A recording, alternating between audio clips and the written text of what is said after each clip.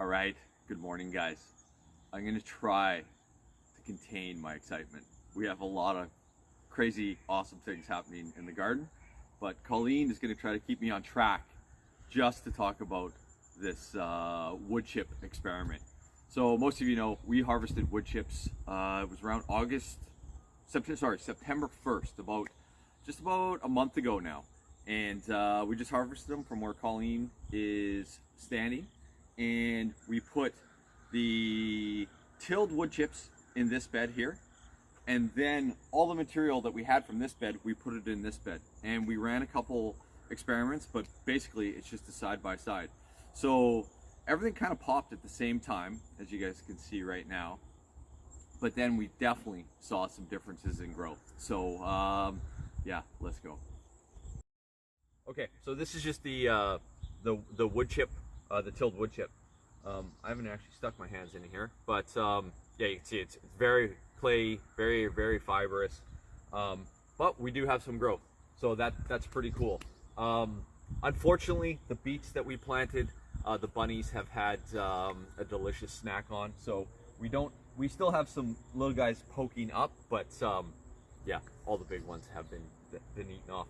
But we are getting some radish, and Haikuri turnips are something absolutely destroyed them when they popped up, some sort of insect or something.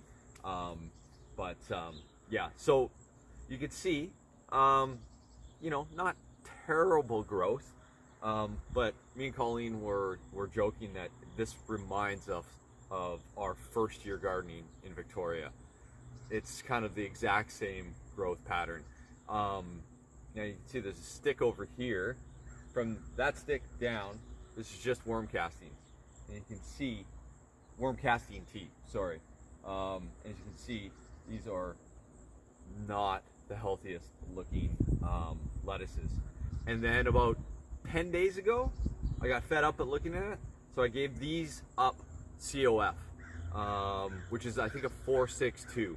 So you're seeing the differences in growth here. Coming from the certified organic fertilizer, it was almost instantaneous. Within a couple days, these greened up and they started producing. But again, so much like Victoria and our first year.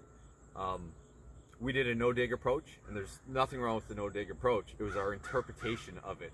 So we got some very hot, very fibrous compost, filled our beds with it, and then planted our little seedlings and our starts. We bought a bunch of starts from the garden nursery, and we had to baby them. A lot of fish emulsion, a lot of fertilizers, but yeah, it's not terrible. It's decent, but so let's go over to the other bed.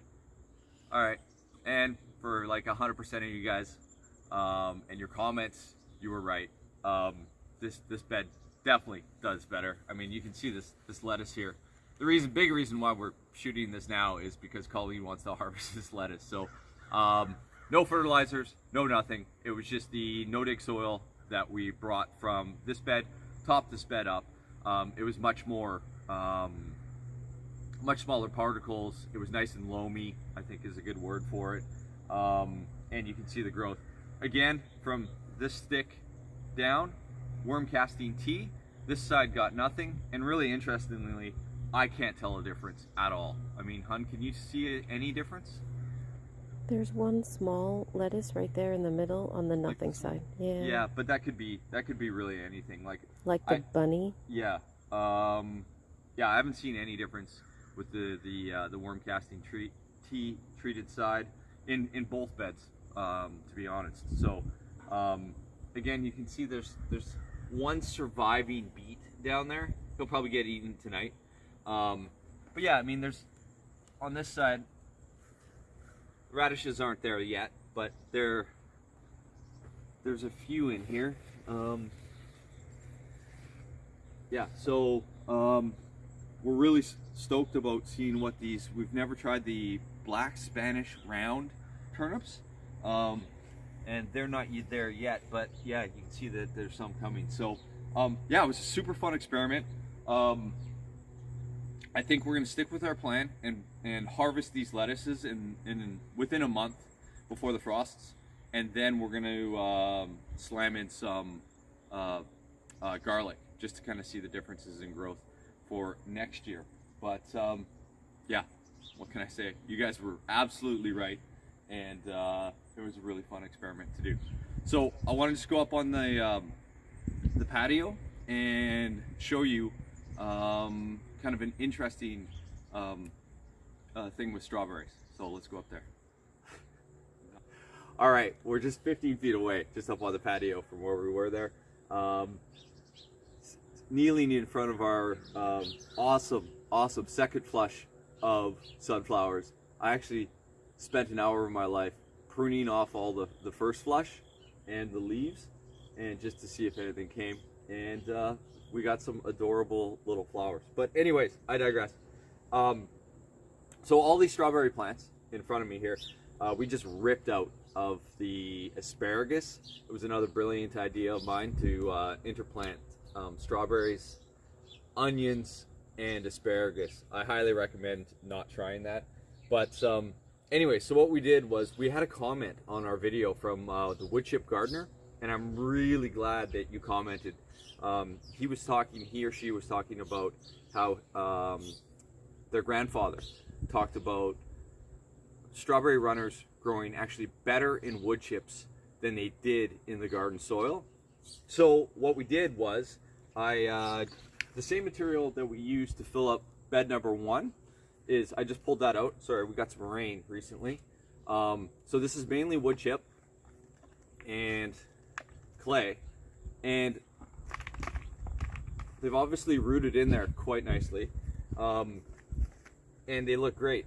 Now this is actually sea soil that we bought from the store, and these things, they look better, but they were really sad. Just grab one here. Actually, let's grab a better one. You can see there's no roots, no nothing. Maybe it's just it retains more water, and that's making them suffer. But the really cool thing is these were our extras. These have been sitting just floating in water for what, 2 weeks now? Mm-hmm. And these ones kind of look the best.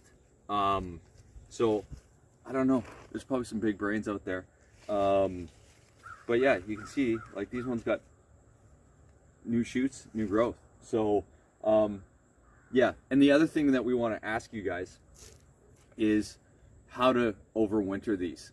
Our bed isn't ready yet to plant into. We're gonna have a strawberry bed next spring, but it's not ready. That'll be another plan of mine. But what I was thinking is just having them in the trays and then pruning them right down to the crown, and then just basically burying them with wood chips to try to protect them from the winter here. But I don't know if you guys got any good ideas. Let us know in the comments. So all right, so that was just a real quick one. Just want to thank you guys a million for all the comments. It's been really insightful just to see what's going on in that bed, and we'd be super interested in what you guys think about the strawberries. Obviously, we have tons, so we're not too worried if some don't make it and some do. So yeah, hope you guys are having a great day. It's nice and foggy here, and stay awesome. Let's go.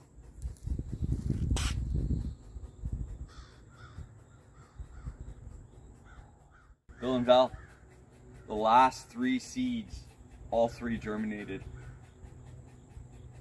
We have pongos.